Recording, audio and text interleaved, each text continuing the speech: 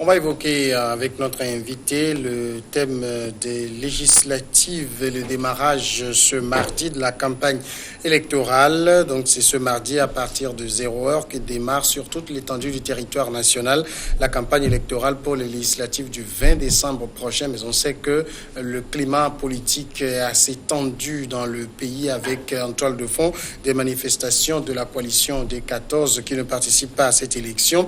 Alors on reçoit pour évoquer ce sujet d'Adonora Amedjenou Noviekou, coordinatrice nationale de WANEP Togo. Bonsoir. Alors, vous suivez aussi l'actualité tout comme nous. Est-ce qu'on peut dire aujourd'hui que le vin est tiré et qu'il faut le boire? Alors, vous l'avez signifié tout à l'heure que le contexte dans lequel évolue le pays, on va dire, n'est pas assez sain. Et le vin tiré, est-ce qu'il faut le boire? C'est un choix. En fait, je crois qu'il revient aux acteurs politiques de décider de l'avenir de ce pays, encore une fois, et de pouvoir, d'un sursaut patriotique, tracer la voie pour une fois de sortie de crise définitive. Je m'explique. Je pense que le contexte est assez, pas assez encourageant, j'allais dire, et qu'il faut à un moment donné s'arrêter et puis prendre de grandes décisions. C'est vrai, il a été annoncé que les campagnes commencent demain, mais quand je vois et j'analyse tout ce qui, tous les éléments ou bien tous les cris de cœur qui sont lancés par-ci et par-là, je me demande est-ce qu'il faille aller à cette campagne demain. Qu'est-ce qu'on perdait en repoussant de quelques jours? Est-ce que ce n'est pas le Togo qui gagnerait si on repousse, ne serait-ce que de quelques semaines, les élections et de surcroît la campagne? Un processus a commencé depuis février sur la question du dialogue et nous sommes toujours dans ce processus. Ce processus n'a pas encore abouti. Raison de plus, nous devons toujours continuer à dialoguer. Le consensus n'a pas été trouvé malheureusement, mais nous, au niveau de la société civile, nous pensons qu'il ne faut pas perdre espoir, mais plutôt voir dans quelle mesure, encore une fois, faire un bon choix. Aller demain, ou bien démarrer demain la campagne, je me demande, est-ce que ça vaut la peine? Et donc, la conclusion que je tirerai de votre interrogation, c'est vrai, le vin tiré, mais on n'est pas obligé de le boire. Et qu'est-ce qui vous inquiète tant au niveau des OSC dans le contexte actuel? Est-ce que c'est simplement parce qu'on a des législatives auxquelles une partie de l'opposition ne participe pas que tout le monde est en train de décrire une situation apocalyptique pour le Togo?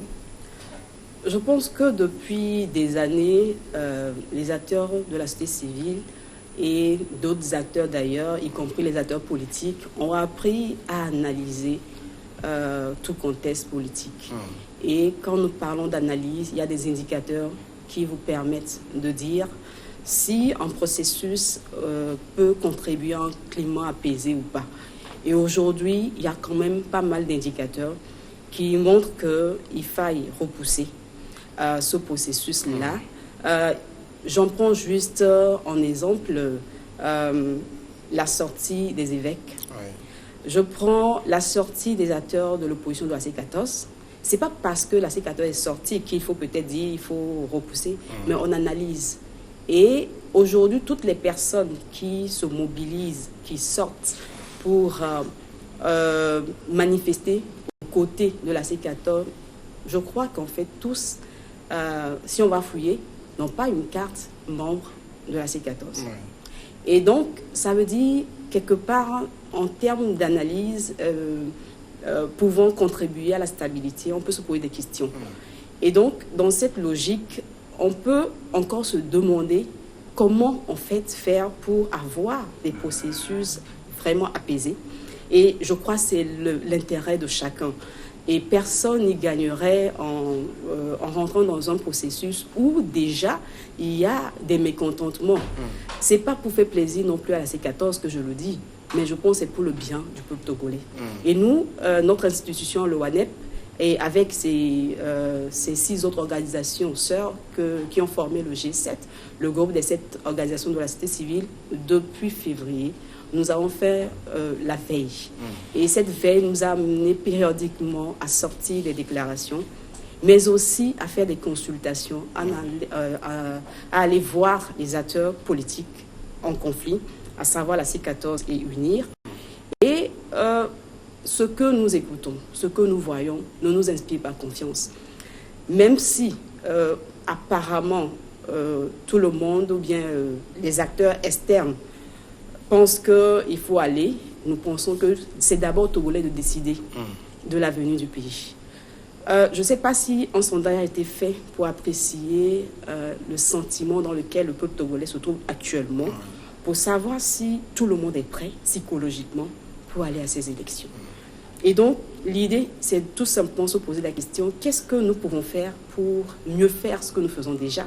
Parce qu'il est sûr, il y a des choses qui se font, mais il faut les améliorer pour la paix, pour la stabilité. Et pour ça, il y a des moments où il faut prendre des décisions et il ne faut pas juste être dans une logique de unir ces 14, mais nous parlons du peuple togolais. Et ce peuple togolais a besoin d'avoir les jours qui sont devant lui vraiment apaisés, de pouvoir vaquer librement à ses occupations. Mais ça dépendra des acteurs politiques. Mais dans le contexte actuel, tout le monde ne parle que des 2 protagonistes, UNIR et C14, et toutes les réflexions, c'est sur ces 2 acteurs-là. Ah oui, c'est normal parce que depuis août, en réalité, tout a commencé, la goutte doit commencer par là.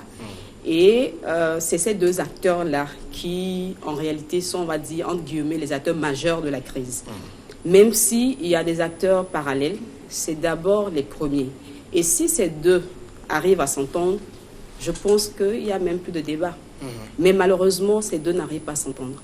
Et chacun essaie de faire à son niveau ce qu'il peut faire, y compris la société civile, les médias. Combien de débats n'ont pas été faits depuis août à maintenant? On a dépassé 1 an. Combien de débats interactifs, combien d'émissions radio et télé n'ont pas été organisées? Combien d'activités sous forme de colloques, ateliers n'ont pas été organisées par la société civile?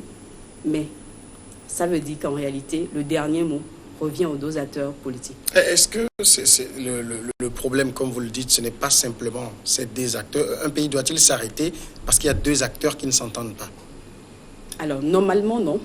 Et c'est pour cela que nous sommes aussi là, pour attirer leur attention, pour dire qu'en fait, le pays appartient, c'est vrai, on va dire à tout le monde, en fait. Et malheureusement, dans la vie d'un pays, on confie parfois le destin à des représentants. Et malheureusement, dans le contexte actuel togolais, ces représentants, c'est ceux qui sont à l'Assemblée nationale et qui représentent des partis. Et donc, nous sommes, on va dire, pris dans un piège. Parce que si les 2 n'arrivent pas à s'entendre, à faire de compromis, nous ne pourrons pas avancer. La preuve, malgré toutes les actions parallèles, ça peine à bouger, même si ça bouge un peu parce que quand même, d'août à maintenant, il y a une évolution. C'est vrai, par exemple, de par le passé, on disait, dialogue même, c'était même pas envisageable. Mais aujourd'hui, on est dedans, mais avec encore quelques lacunes. Et c'est le lieu de dire, en fait, et à la C14 et à UNIR, que l'avenir du Togo, c'est vrai, c'est pas eux peut-être, le Togo ne leur appartient pas seul, mais l'avenir du Togo est entre leurs mains. Ils peuvent décider si on doit avancer ou pas. Du côté du gouvernement, on estime que les élections sont de leur autorité et qu'il leur appartient de les organiser et qu'on ne va pas attendre n'importe quelle brebis galeuse. Alors, quand vous avez une responsabilité si grande comme gouverner un pays, vous avez malheureusement le devoir d'arriver à créer les conditions favorables pour permettre aux uns aux autres de pouvoir facilement évoluer, c'est-à-dire la population. Et donc, c'est vrai, le gouvernement togolais estime qu'elle doit évoluer, mais je crois qu'elle est partie prenante dans ce processus-là. Et le gouvernement togolais sait aussi un peu en termes d'indicateurs comment les choses évoluent. Et à mon avis, ils ont assez d'éléments pour pouvoir apprécier, pour pouvoir décider, de pouvoir boire ce vin ou non, de pouvoir faire avancer ou non. Parce qu'en réalité, quand vous avez une responsabilité, comme je le disais tantôt, c'est une grande responsabilité de gouverner un pays. Et donc, même si il y a des difficultés, il faut arriver à amener, on va dire, les protagonistes à comprendre. Et donc, il a la lourde responsabilité de pouvoir jouer, entre guillemets, à un intermédiaire entre C14 et UNIR. Nous parlons des partis politiques et du gouvernement togolais. Le gouvernement togolais, en tant que gouvernement togolais, a la responsabilité de jouer à un moment donné à la médiation entre les deux, ce que nous pouvons appeler de la médiation interne. C'est possible quand vous avez un gouvernement qui est majoritairement dominé par UNIR, qui est partie prenante? Oui. Quand vous analysez l'évolution du dialogue, vous allez voir qu'à chaque fois qu'on appelle les deux partis politiques, on appelait aussi le gouvernement. Oui. Ça veut dire que le gouvernement est une entité à considérer à part le parti politique UNIR. Et donc, ça, c'est dans la norme. Oui. Mais dans le contexte togolais, alors, quand vous prenez les ministres qui sont associés, clairement, on les voit aux côtés du parti UNIR lorsqu'il y a des manifestations. Alors ça, c'est peut-être un aspect, mais ce dont nous parlons là maintenant, c'est en tant que gouvernement quelle est la responsabilité. Et c'est sur cela que je me prononce en disant que le gouvernement en tant qu'entité a le devoir, je ne sais même pas, ça dépasse même la responsabilité, a le devoir de pouvoir faire le bon choix, j'allais dire. Et donc, même si il est majoritairement, on va dire, uni, il doit avant tout penser gouvernement togolais, c'est-à-dire il doit penser à l'avenir du peuple togolais. Et il a le pouvoir de pouvoir décider, de repousser ces processus-là qui ne sont pas, en fait, on n'est pas obligé, vu comment les choses évoluent, on n'est pas obligé d'aller forcément à ces élections le 20 décembre. Ce n'est pas une question, je le dis encore, de faire plaisir à un parti politique, non. Mais nous sommes en train d'analyser et de voir ce qui peut arranger le peuple togolais. Ce n'est pas non plus pour faire plaisir à unir, non plus. Mais le gouvernement togolais doit pouvoir apprécier. Alors maintenant, s'ils estiment que les conditions sont réunies, nous estimons que non. Et c'est pour cela que nous attirons l'attention des différents acteurs. Déjà même, d'ailleurs, hier, nous avons sorti un appel, nous n'avons même pas appelé déclaration, nous l'avons appelé appel pour que les réformes se fassent et que les élections se préparent dans de bonnes conditions. Nous n'avons pas intérêt à aller à un processus qui ne va pas nous avantager. Nous n'avons pas intérêt à se dire parce qu'on a fixé le 20 qu'on y oblige. On n'est pas obligé. Nous avons le pouvoir de décider. On n'est pas obligé. Alors du côté du gouvernement aussi, on estime que nulle part, puisque depuis un moment tout le monde s'accroche à la feuille de route, nulle part dans la feuille de route il n'a été dit de faire les élections avant les élections législatives, de faire les réformes avant les législatives. Alors, quand la feuille de route de la CEDEAO a été sortie, nous faisions partie de ceux-là qui, en termes d'analyse, avaient dit que cette feuille de route avait des manquements. C'est-à-dire il y avait des points qui n'étaient pas clairement compris, qui manquaient en fait de clarté et qui prêtaient à confusion justement. Chaque partie interprétait à sa manière, comme par exemple les points 39, 41, 42. Chaque partie interprétait à sa manière. Et nous avons relevé ce point-là en disant qu'il y a des manquements dans cette feuille de route. Mais il est toujours possible de pouvoir corriger en mettant rapidement en place le comité de suivi.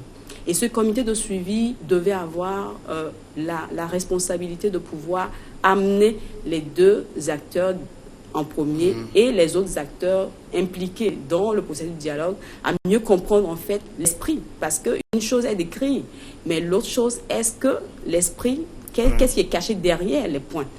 Et malheureusement, le comité de suivi a pris du temps à se mettre. Parce qu'un mois après, ce comité n'existait pas. Ce n'est qu'après que ce comité a commencé ses travaux. Mais là encore, comment? Parce que le comité, n'étant pas composé d'acteurs nationaux, n'étant pas sur le territoire, était difficile. Ça aussi, par exemple, c'est une difficulté qu'il faille attendre à chaque fois que le comité vienne avant qu'on ne discute. Donc, ça compliquait en fait les discussions. Et ici, sur le territoire, les uns et les autres interprétaient à leur manière, mais personne n'était capable de pouvoir dire exactement quel était l'esprit des différents points inscrits à la feuille de route. Et c'est un peu ce qui nous a conduit à là où nous sommes aujourd'hui, parce que chacun en a fait son interprétation. Et nous l'avons dit dans nos déclarations que pour les prochaines fois, il faut que les points soient clairs. Qu'est-ce qu'on veut dire exactement? Et de le dire vraiment en français simple, facile, compréhensible pour tout le monde. In fine, est-ce que c'est le tort à la CEDEAO?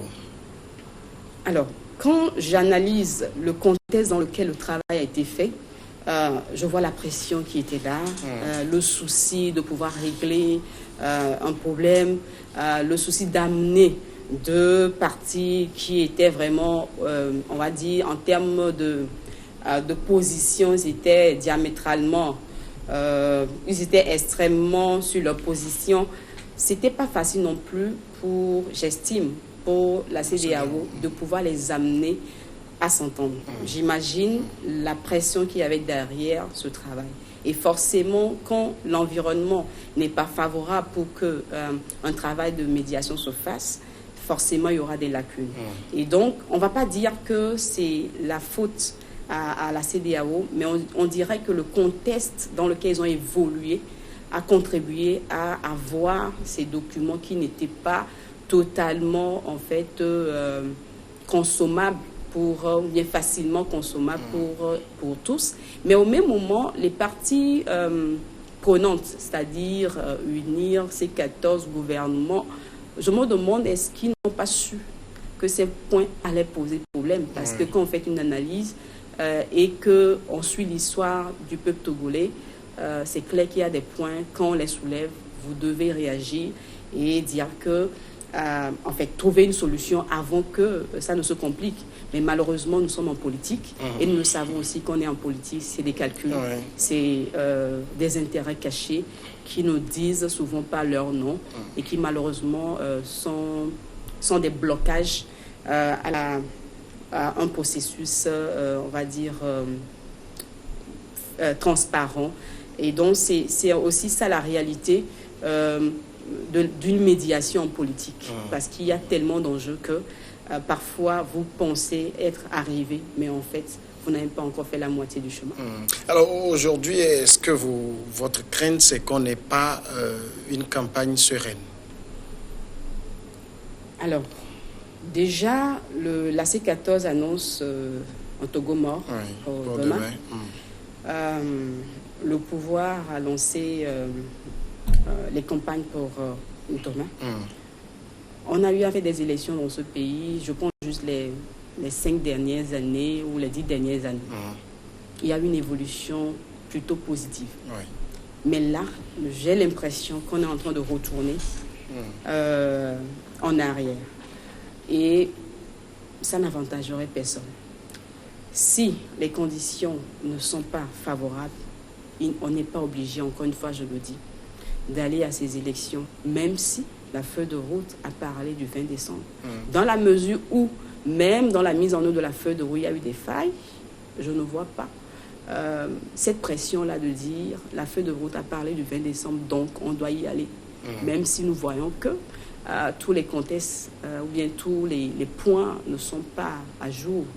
Et donc, ce qui devrait préoccuper, à mon avis, les acteurs politiques et plus précisément le gouvernement togolais, c'est est-ce que les conditions sont réunies. Encore une fois, je dis, c'est pas pour faire plaisir à la C14 non plus. C'est comment nous faisons pour avoir un Togo apaisé après les élections législatives, quelle que soit la date à laquelle elles seront faites. Mais en termes de conditions au Togo, quand on en parle aujourd'hui, on dit les conditions ne sont pas réunies. Est-ce que ça ne veut pas dire aussi quelque part la C14 dit les conditions ne sont pas réunies? Nous sommes en train de faire une analyse et nous parlons, on va dire, analyse. Nous ne parlons pas de ce que la C14 pense parce que nos documents ont été toujours clairs. Nous ne disons pas ce qui va plaire à quelqu'un. Nous disons ce qui est du bon sens, ce qui peut avantager le peuple togolais.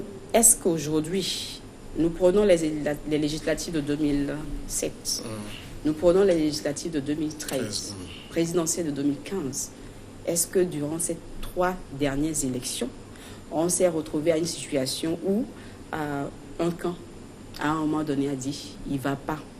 En fait, quand on a lancé la campagne, les camps ont refusé. Je pense juste les 3, non. Parce que justement, les conditions étaient réunies. Là, nous sommes dans un processus de dialogue qui n'a pas encore abouti, je le dis encore, parce que dans cette feuille de route, on a parlé des mesures d'apaisement qu'il faut satisfaire. On a parlé des réformes qu'il faut faire.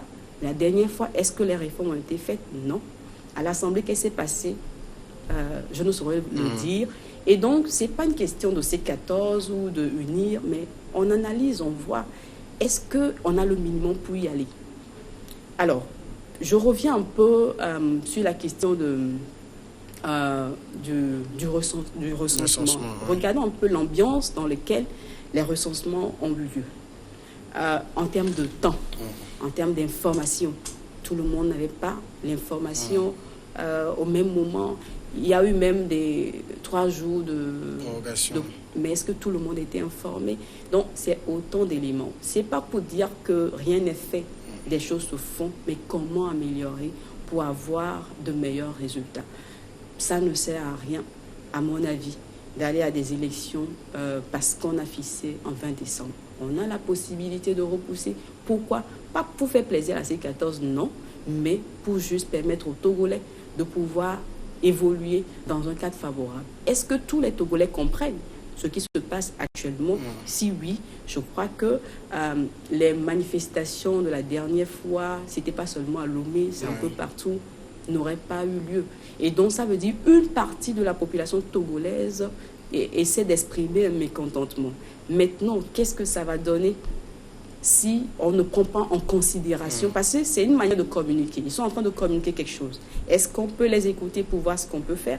Puisque nous sommes en train de parler de dialogue, je me dis oui. Écoutons-les et voyons ce qu'on peut faire.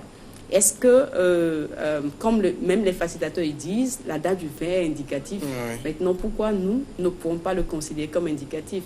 En tout cas, disons que, encore une fois, c'est aux Togolais de construire le Togo. Les acteurs extérieurs, ils sont là, ils donneront des conseils, ils appuieront de temps en temps, mais en réalité, quand ça ne va pas marcher, ils ne seront pas là. Et c'est les Togolais qui doivent faire face. Et ça, c'est la triste réalité. Et je pense qu'on a eu assez d'exemples malheureux dans la sous-région et sur le continent pour vouloir aller aux élections le 20 décembre. Il me semble que repousser serait juste une question de sagesse et c'est une question de bon sens pour permettre, en fait, voir encore des choses à régler. On nous a parlé, avant ça, on nous a parlé, par exemple, des locales. Depuis un moment, personne n'en parle. Qu'est-ce qu'il en est? Moi, personnellement, je n'en sais rien. Qu'est-ce qu'il en est des locales? Alors qu'en réalité, les locales sont importantes. Oui, mais elles sont importantes. Elles se feront cette année, l'année prochaine. Qu'est-ce qu'il en est? Ça veut dire qu'il y a encore de l'information à donner à la population togolaise. Maintenant, repousser jusqu'à quand? On ne va pas non plus dire repousser indéfiniment. Il faut juste trouver un temps, on va dire, raisonnable pour régler ce qu'il y a à régler, comme par exemple... Oui, mais vous avez vu l'incapacité de ces acteurs sur plusieurs mois à s'entendre. Ce temps raisonnable, c'est quoi? Janvier, mars, août 2020, c'est quand ce temps raisonnable? En fait, c'est une question de bonne foi. Si les acteurs politiques veulent, ils peuvent s'entendre et faire les choses de la bonne manière. Maintenant, est-ce que nous pouvons les amener à faire les choses de la bonne manière? Je pense qu'il revient à eux de pouvoir, à un moment donné, je le redis encore, parce que pour l'instant, on pense que le processus est, on va dire, en bon train. Rien va se passer, c'est le souhait. Mais nous sommes dans la logique de la prévention. Et dans une logique de prévention, on n'attend pas que le pire arrive d'abord. On voit les signaux, on voit les indicateurs et on essaie d'attirer l'attention. Les acteurs qui ont commencé à parler de ce report, ce n'est pas une personne, ce n'est pas deux personnes. Et je pense qu'il est important de pouvoir aussi se poser la question, mais pourquoi ces réactions de report? S'il y a eu des élections dans le passé, des structures n'ont pas demandé de report, c'est dire qu'il y avait un minimum. Mais là, si 2, 3, 4 acteurs en parlent, je ne compte même pas la C14, je parle des autres acteurs, parce qu'en réalité, le pays n'appartient pas qu'aux acteurs politiques. Les acteurs de la société civile sont là, dont les ONG, et même dernièrement la vice-présidente du Parlement de la CEDEAO. Si jusque-là, on en parle, ça veut dire qu'il y a de la matière. Alors, Nora Novieku, question.